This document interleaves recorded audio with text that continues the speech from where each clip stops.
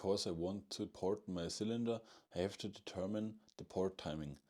And this is how you do it. Take your engine and then fix it to a vise.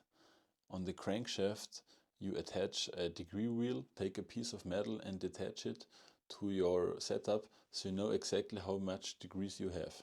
In my case, at first I want to determine the exhaust timing. For this I turn the engine till the exhaust port opens.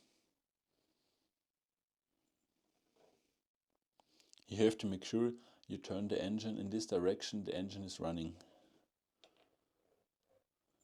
You can also use a lamp to see when exactly the port opens. When you start seeing the light through the exhaust port is going to open. Make sure you turn the engine exactly to this position that the light is going to appear. This is not far enough, this is too far, and that's just perfect. When the exhaust port is about to open, we turn the degree wheel to 0. And then we turn the engine till the exhaust port closes again, which is right here. The factory exhaust port timing for this cylinder is at exactly 168 degrees. I want to have an exhaust port timing of 180. So this gives me more top end performance.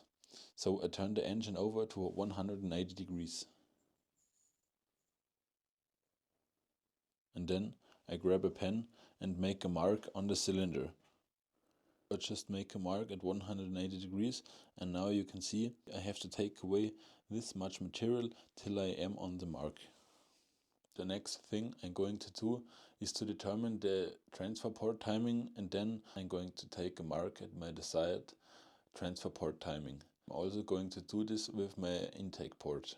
I just take a cylinder and place it on the engine case, and as you can see, a part of the cylinder is covering up the transfer port. I just take my Dremel tool and remove this part of the cylinder so I have a better flow in my engine. This gives me a little bit of extra power.